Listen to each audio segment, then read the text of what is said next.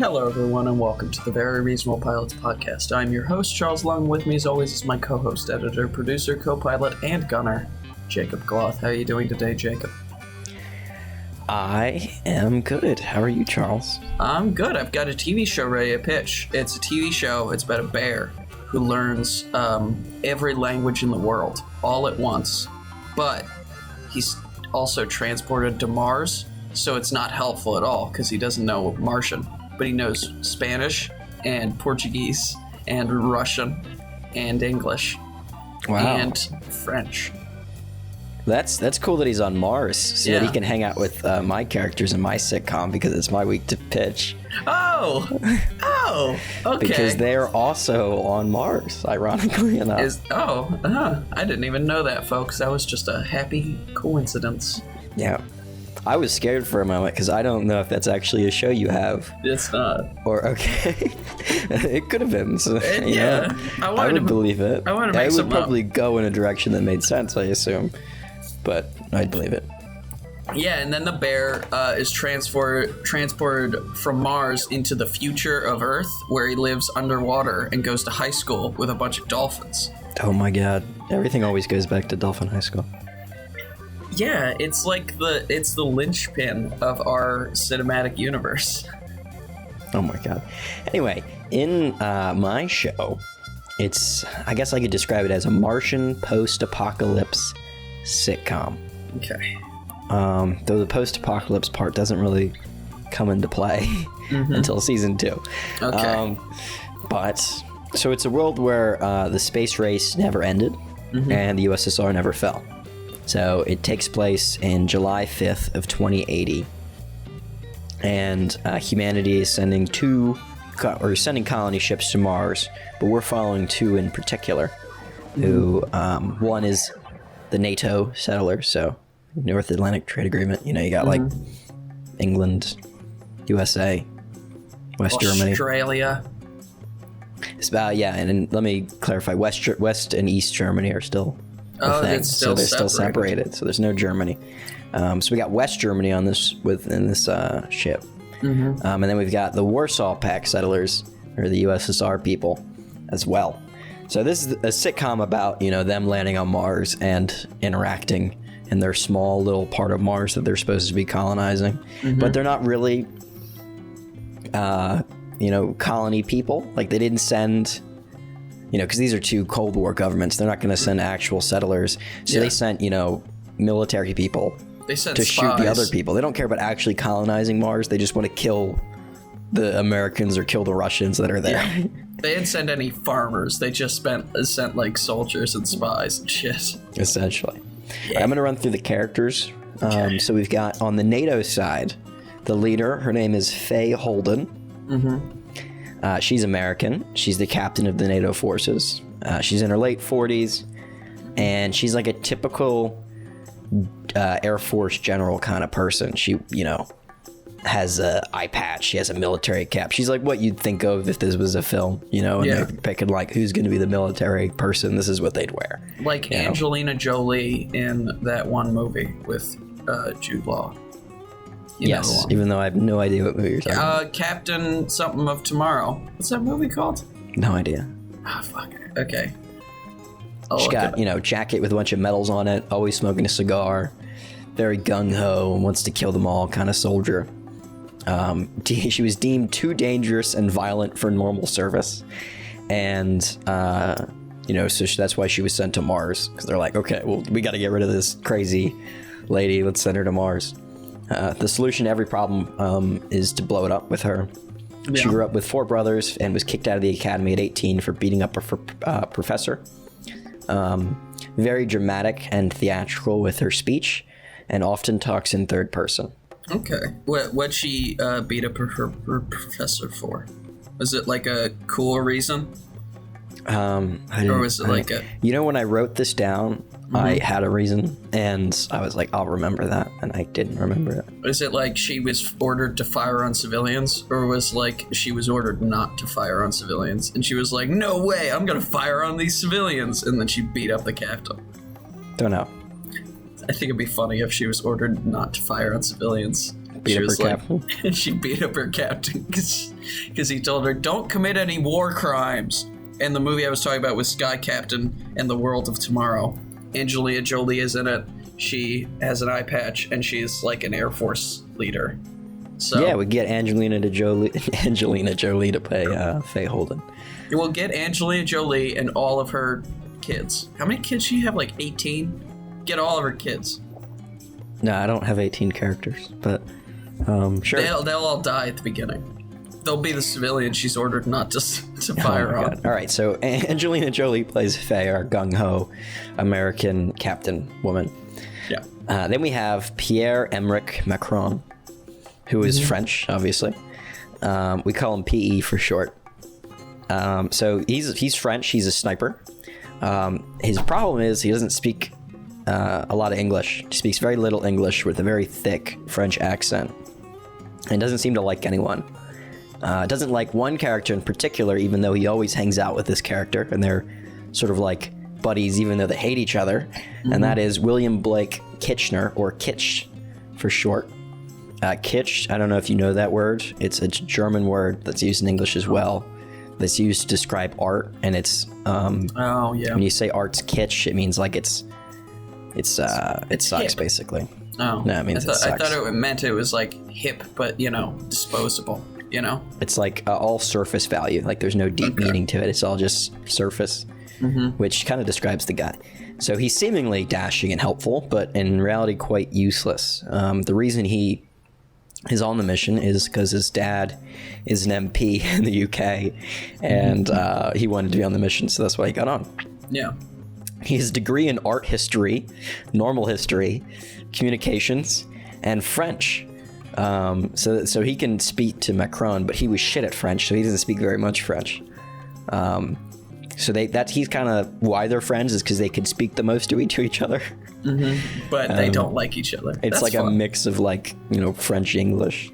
But they hate each other because it's the French and the English. Yeah, maybe he's like he is trying constantly to communicate with sign language because he's got a communications degree, right? Yeah. And so he's like, I'm an expert in all ways of communication. And be like, he tries to do sign language, he just manages to say like, fuck you, I had sex with your mother last night, or whatever.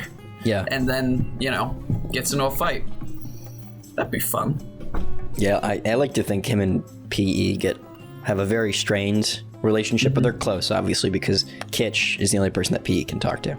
Yeah. Maybe they have like bunk beds. Yeah, and they live in the same bunk. Yeah.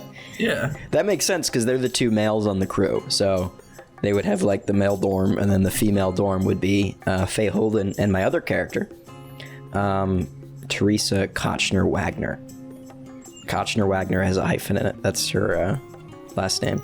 It's because her parents were forward-thinking kind of people, so they hyphenated their last names instead of one taking the other ones. Maybe. I don't know. I didn't think about that. I'll say it's that one. So Teresa is the only one really qualified to be on this mission. She's an astrophysicist and mechanic. She's German, so of course she likes to bake pretzels. A bit of an oversight by command, though, is that she's a pacifist. Oh, yeah. And ironically, she becomes quick friends with Faye. So despite their clear differences politically, they are best friends. That's fun. So that's Faye and Teresa, and PE and Kitsch are our NATO team. Maybe Teresa, right? Yeah. The German. Maybe she is like constantly building things because she's the only one who's like there to like colonize Mars. Yeah. Everyone else is just there to shoot each other. So maybe she's like building agricultural infrastructure. I think it would be funny because she's German if she, at least in one episode, builds like a huge like skyscraper-sized brewery and just like makes all like so much beer, it's crazy. And then like, I don't know, they solve a problem by blowing it up and they drown all the space monsters in beer. I'm up for that, yeah, because this is a comedic show, so there's going to be weird shit. I do have a couple episode ideas as well, but I like that idea. But we'll see once I get to the episode ideas that there's kind of like a theme where it's an A and B story in each episode. And there's a story that's more related to a central plot line and a B story that's comedic. Mm-hmm. So that could be a good B story for an episode. And that connects the A story through, flooding. Because like we could have characters, partying at the brewery, getting drunk, and we have, maybe a problem where one character gets way too drunk, and that's, the thing. Yeah, he thinks the brewery's a spaceship, and he tries to launch it. And he breaks it, and he ends up flooding, a bunch of monsters that were about to kill some character. They create a lake. Like, inadvertently, they create a reservoir. And they're like, oh my god, it's amazing. We've created the first, man-made body of water on Mars. Yeah. But the water's just, beer. Even better. Great. Or just Teresa's like that, and everybody else is like, can we get, tequila or something? I'm not a big beer drinker. Well, we're going to have some Russians, so then maybe they'll get vodka or something. Yeah. So our USSR team is Petrov Petrosyan. Great name. He's Russian. He's the captain of the USSR team. He's a very old pencil pusher in the Russian bureaucracy, who likes to paint and finds Mars to be incredibly beautiful. Though he is incredibly old and is slowly dying before he even gets sent on the mission. They just needed a guy to do it, and they were like, send him, sure. And so they sent this guy, who's not qualified at all, because he's just some guy that did accounting paperwork for the USSR. Maybe he was at a meeting at work, and it kind of he's zoning out, looking at something like a pretty bird or something, and during that they're like, all right, it's nose goes for who wants to go to Mars. And he's the last person, he doesn't notice, and everybody else has their finger on their nose, and they're like, all right, Petrov, up you go. And he's like, what? I don't understand. And then he gets sent up to Mars. He's like, no, it's pretty good. Yeah. And then he, has a heart attack. Maybe every episode he has some sort of horrible medical emergency. That'd be kind of funny. He's just constantly almost dying. Yeah, Petrov just had his brain aneurysm. Or he just seems like he's gonna die. Every episode, you're like, he's probably gonna die. This is the one where he dies. Then we have Natasha Khrushchev, or Nat for short. Mm-hmm. So Nat is a member of the Russian Special Forces, and very clearly the obvious choice for leadership, but was passed over because she's a woman. And they're still sexist in the USSR in the year 2080. Not in America. Not in America in this universe, but in the USSR they are. Maybe we've had only women presidents. JFK was assassinated, and after that they only had women presidents. Yeah. That would be fun. Michelle Obama became the president instead of Barack. I'm trying to think of a reason. After JFK dies, they're like, women are better at dodging bullets, so... Jackie didn't get shot, just John. That was the logic of the nation. Jackie didn't get shot, so only female presidents. Up she goes, That'd and be Jackie a really gets funny, elected. silly reason. Or a conspiracy theory reason that they would have. Did you know that women actually have the ability to phase their heads so that bullets can fly through them? I think it'd be funny if Kitch, the British guy, brings that up as a conspiracy theory to Faye, and Faye's like, what? Faye and Teresa, and they're like, what are you saying? And then he walks out of the room, and they both phase their heads so they're completely invisible, and they're like, he doesn't know. He doesn't know. Yeah. Well, Nat, she's the voice of reason for her team, and desperately wants to prevent a war and actual fighting with the other team. And is the only one that works hard on the Russian side to set up base and actually, colonize and figure out what's going on the planet. She's our sort of line into the A story about discovering the mysteries around why they were sent and everything. which I'll get into after I discuss the next two characters and the pilot. So the next character is Alexi Andropov. So just to clarify, we got Petrov, Nat, and Alexi now. Alexi's Polish. He's a biologist, so also qualified, and an agricultural expert. He's obsessed with plants and life, so much so that he prefers to talk to plants than people. And he's excited to find new plants on Mars and like geeks out over the soil, and spends most of his episodes like just happy farming in solitude for, all of his time. He's very friendly as well. He, instead of being a biologist, he's a marine biologist. And they sent him up on accident. Like, they sent him up, like, oh, he knows a lot about agriculture. And he's like, all he knows about is kelp and, like, plankton and shit. Yeah, which, surprisingly, is super useful in this situation, because they, like, land, in what used to be an ocean. Yeah. So I imagine that they're landing on a mountain, which is going to be explained later, but the mountain can be, like, a mountain within an ocean, you know what I mean? So it's like a high point in an ocean, but now it's a mountain because the ocean's gone. And so his like knowledge is somewhat useful. But then when they send him, it's like, wow, this is stupid. I really know a lot. I know a lot about seals and dolphins and whales. And they're like, yeah, this is it's dry. There's no water, nothing. Maybe some ice, but we're not sure about that. Yeah. We need a big drill to find out. Yeah. And then my last character is Milana Malenkov, who's also Russian. She's going to go by Mil for short, or Mad Mil. So for the Russian team, just to reiterate, it's Petrov, Nat, Lexi, and Mil. Mil is fully indoctrinated into the Cold War Russian ideology. She hates NATO. Big Stalin fan, has a poster in her room. Wants to eradicate all Westerners. Thinks that they're actually large-scale monsters. Thinks they killed her parents, but they didn't. Probably got killed by Russian. What's the police that they? It's not Gestapo, because it's the. That's the Germans, isn't it? I don't know what the Russian. Stasi? No, that's the Eastern German. Yeah. I don't know, whatever they are. Secret police. The secret police, you got it. Anyway, weapons specialist and mechanic, filled with rage and prone to fits of wrath, where she just like kicks things and stuff and breaks. So she's obviously at ends with Nat a lot, because Mil is all about killing everyone and Nat wants to prevent war. Yeah.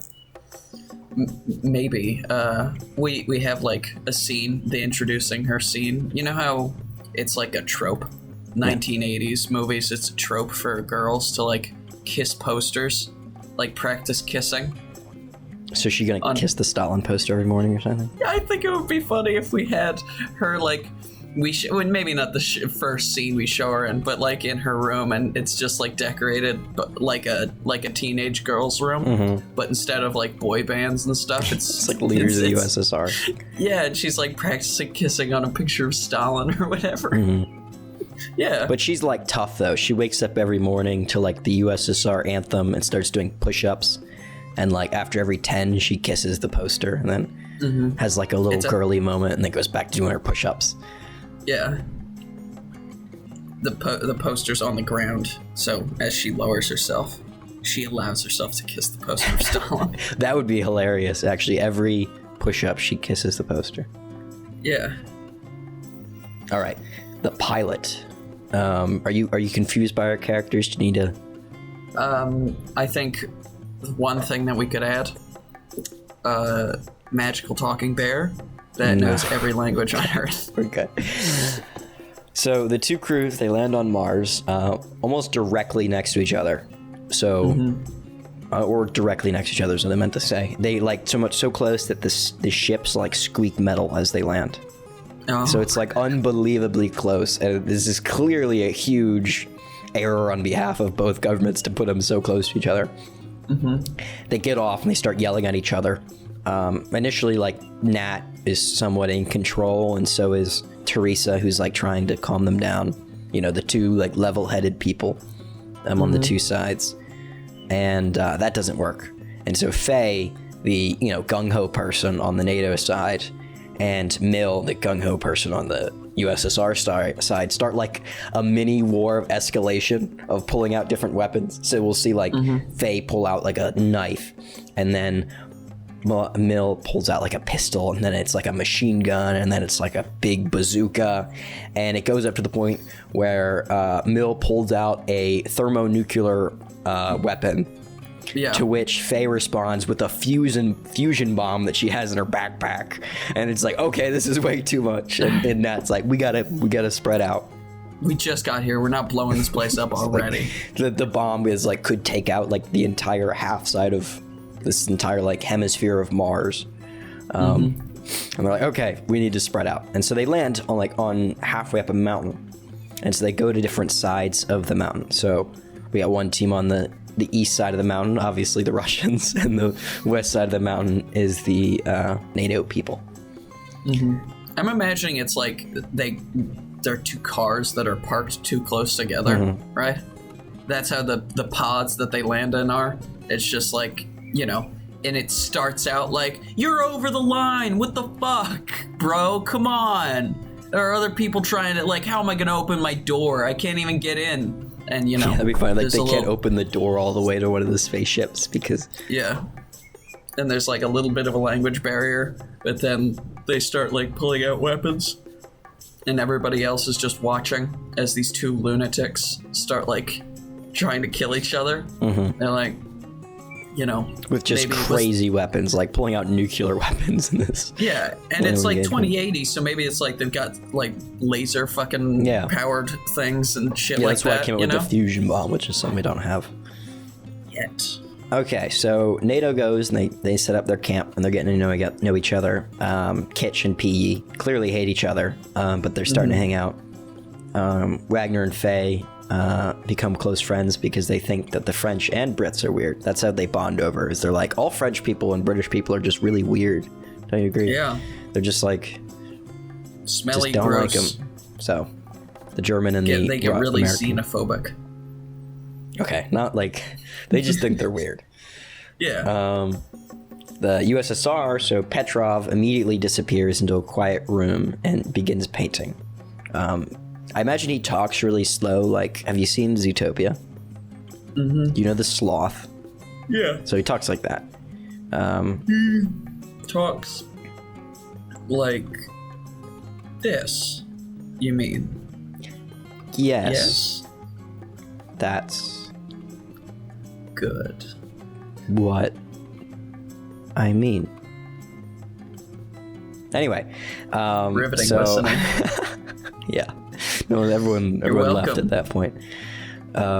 Matt is going to push everyone to start setting up camp, which doesn't go well. Alexi starts geeking out over plants that he sees on the surface of Mars, and starts getting into creating like a greenhouse.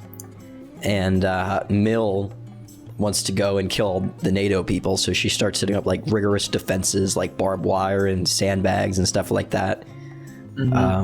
And Nat ends up setting up camp all by herself, all the rooms and everything. That sucks. That's funny.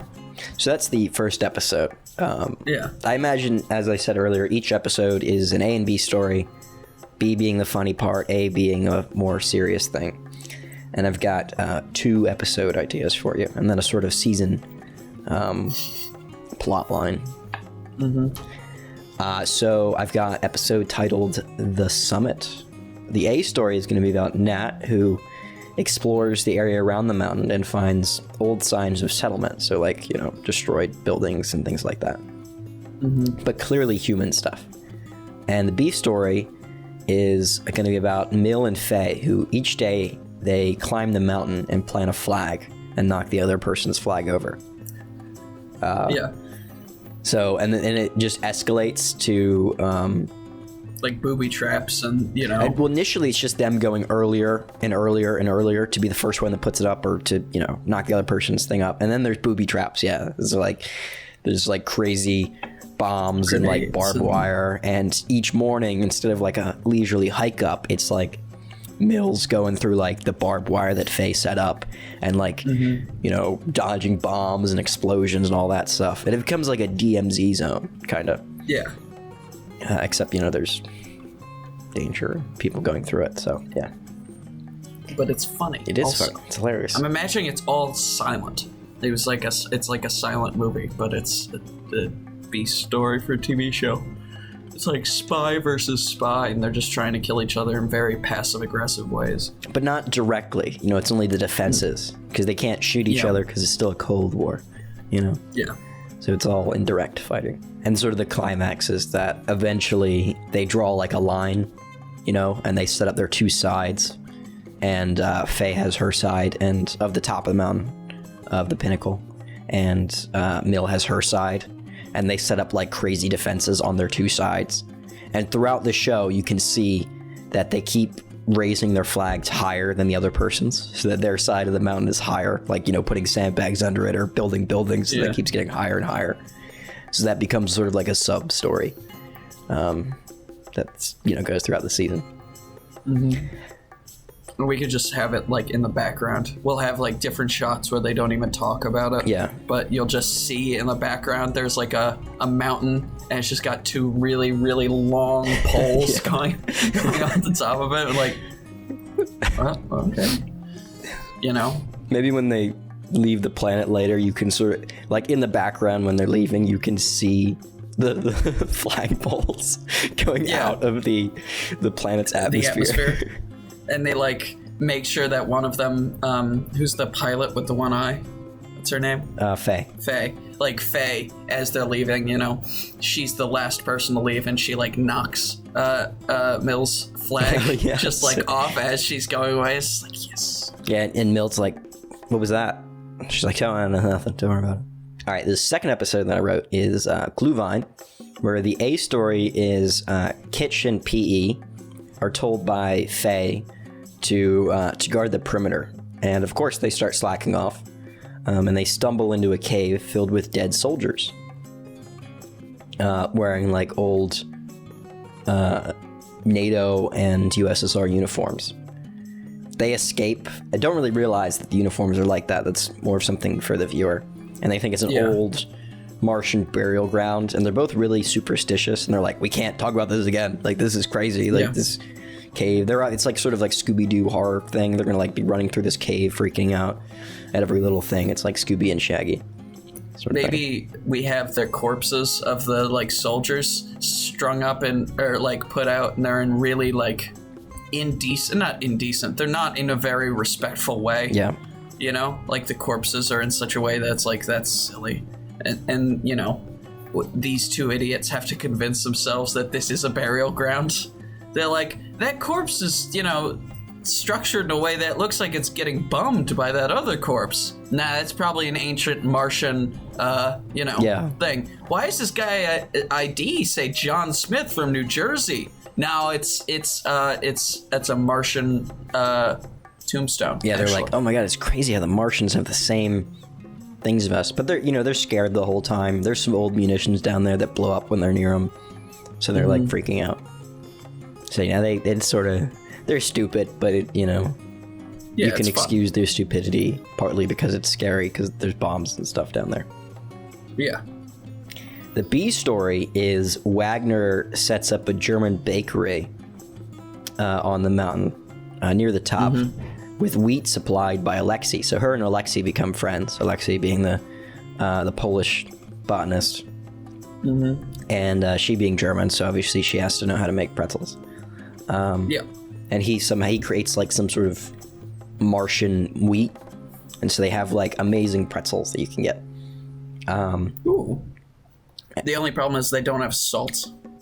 Maybe they have like Martian salt that like makes you a little high or something. Yeah. And so they're all having a good time and, you know, eating these cool pretzels. Alexi, Nat, Petrov, and Faye and Wagner. Faye is convinced, because she's like originally doesn't want to go, because she's like, I don't want to hang out with Petrov and Alexi. They're Russians. I should kill them. But she, you know, her and Wagner are friends. So she convinces her that it's okay. She's like, look, this is Switzerland. And she's like, oh, Yeah. okay. She's cool with that. She's like, Okay. oh, okay, Switzerland. I'm all right with that. Yeah. We all get chocolate and we hang out. Yeah. And Ceasefire, I guess. so they all having fun. They're drinking they're drinking Glühwein, which is why I called the episode that. It's like a mulled hot wine. As you know, Mill is the only other character that's not hanging out here, except for Nat, who's busy doing her. Nat's also there, except for PE and Kitsch, who are off in the burial ground. They're doing their own Scooby-Doo thing. Mill hates it and wants to burn it down because she's like, Dad, I don't want to hang out with NATO people. My people, they're being like, she thinks they're being like coerced by like the evil pretzel lady. Yeah. And she wants to burn it down. Evil pretzel mistress. Yep. Mistress of pretzels. Yeah. Evil pretzel baker. God. Who could And then think she of makes her a pretzels pretzel. evil? Exactly. That's what it goes to. She makes her a pretzel that's shaped like Stalin. Okay, I wasn't going to say that. But it ends with, she's about to burn it down because she hates it. But Wagner finds her, doesn't say anything, just gives her a pretzel. Mm-hmm. And she's like, what? She eats the pretzel. She's like, that was good. They go inside. Yeah. They have some fun, drink some mulled wine.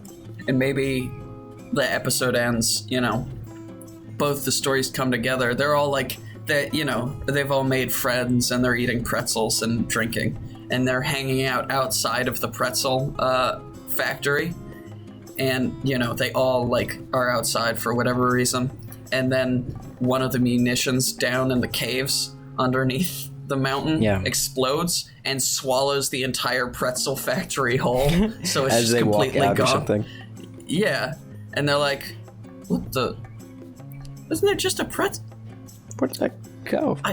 Maybe you can excuse it too with like saying that the salt, remember that we said the salt was, could make you high. Maybe it makes you hallucinate.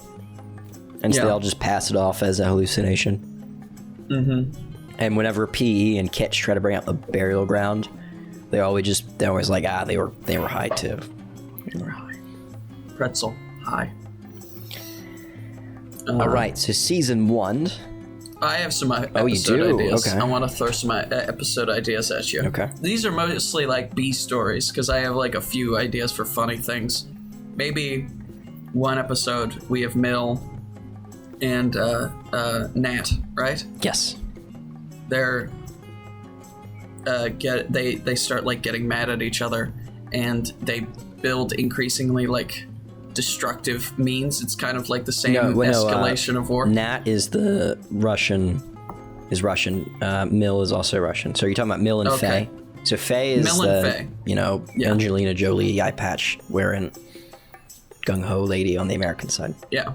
They start like getting mad at each other for whatever reason, and they start building these like various weapons of war. Instead of just like pulling guns on each other, they're like building ships. I think it would be funny if it ended with them both in like proto Iron Man suits, like battling in the sky, in the Martian sky, and everybody's like, "What the hell is that? What?" Everyone's eating dinner together, and there's just these two idiots that are trying to kill each other in the atmosphere. And then another episode idea I had is the two slackers, PE pets and Kitsch. PE short for Pierre Emmerich.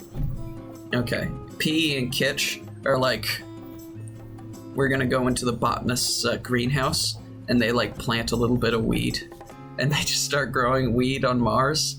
And because it's still the Cold War, they all like freak out about it. And it's like, bro, you're taking like 6 different kinds of pills every morning. And it's like, no, this is wrong. This is illegal. And there's like a trial that they hold for these guys who just have like, a little bit of weed on Mars. I'm like, come on, man. I can't even smoke it. I can't go outside. I need a fucking helmet. How am I gonna smoke it? Yeah, maybe they like go down, they start drilling a hole, because there's like there might be like underground oceans on Mars. They like do some spelunking underground research, and they find an underground ocean that's just filled with all sorts of crazy like Martian monsters and sea creatures, and the marine biologist is the only guy who didn't get to go. Like he had to stay up up top Yeah. and like take care of the plants.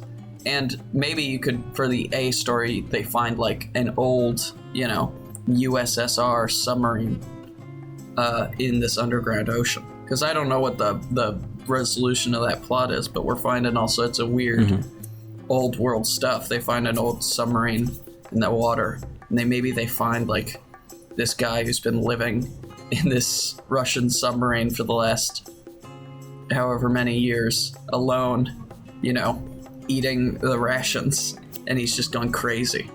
Yeah. Yeah. Maybe there's, sorry, I'll let you go after this. Maybe there's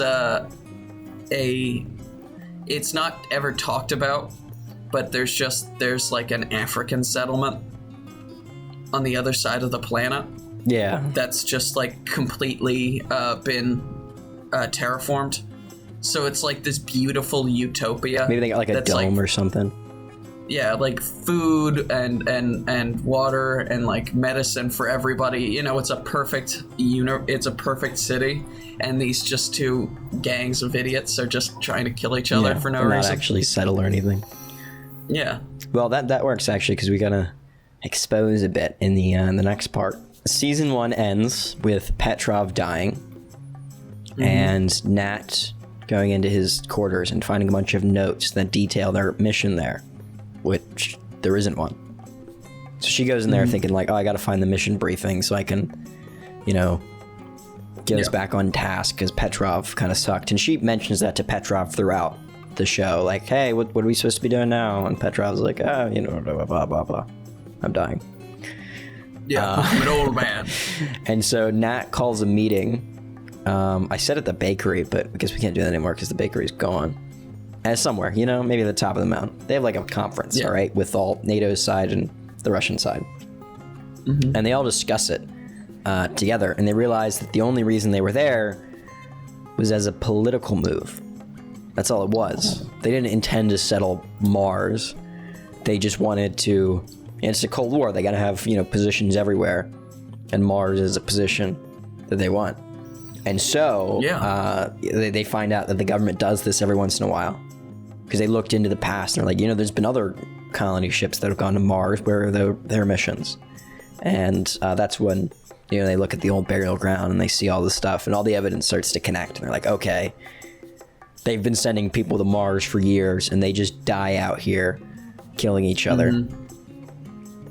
With, you know, no support for their governments back home, just because they want to have these positions and, like, you know, to stir public opinion in their favor and just stir, like, you know, angst and stuff. Yeah.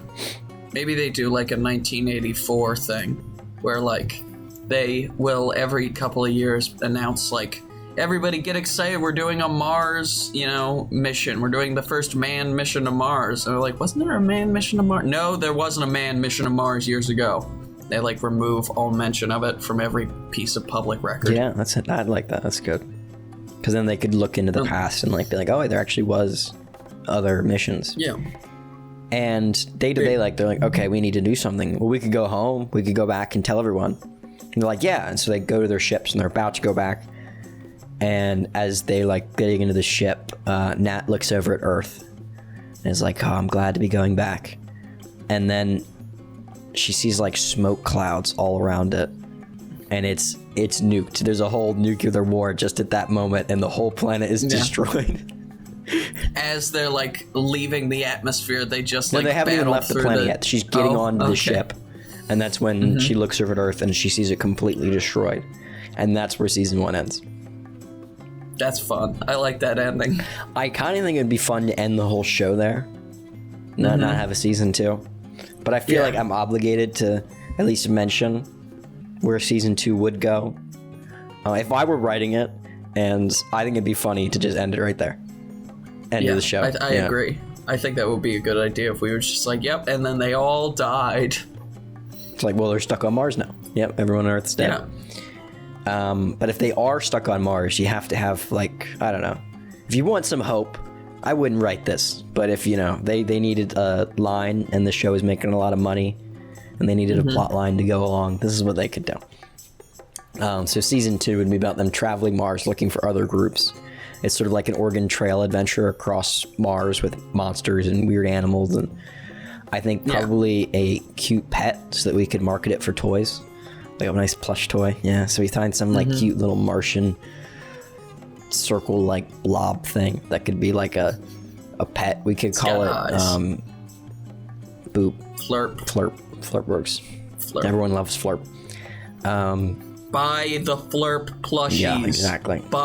You gotta put. See, we should do this more. We gotta put cute animals in our shows, so that Netflix would be like, "Oh my god, we gotta pick this up," because then we could sell tons of Flurp toys.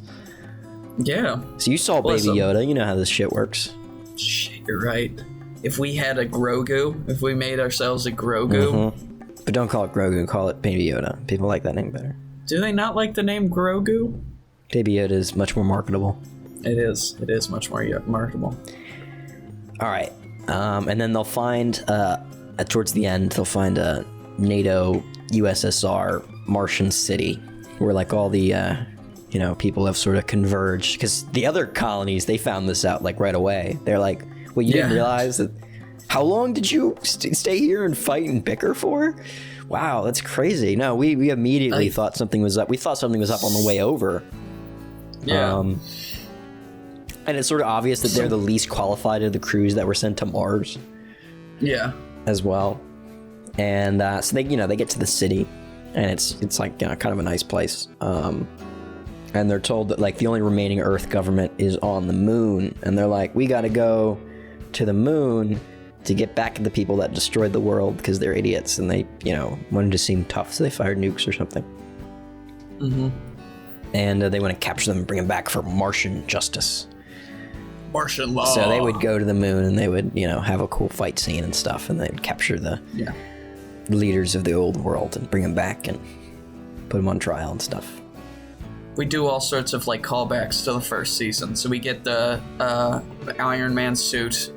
Everybody's got like weird Soviet Union Iron Man suits and like nukes and fusion bombs and laser guns. And they all eat a pretzel before they go into the battle. Because Teresa's like, oh, I still have a few pretzels left from the bakery and some mulled wine. They're all like, oh shit, that was the best. I love that. Yeah. And they're like, actually, those pretzels were filled with speed. Like how they used to give like meth to fighter pilots. So all their pupils just like get really large, and they're like, "Whoa, let's go!" Thing. Yeah. So what was the title you had for this show again? Because I enjoyed it. Unless you have more to add. I don't think I came up with a title.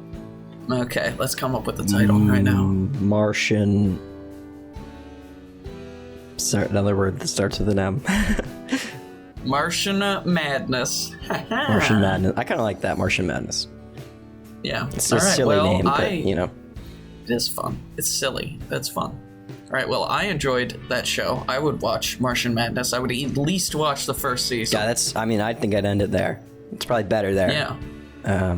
Maybe it's like a thing where you do the first season, and then you're like, oh, yeah, that's the ending. And then, a few years later, they, like, Dark Horse picks it up, and they start running comics. They do a comic book series. I'd be up for that. Like if the rest of the show is a comic.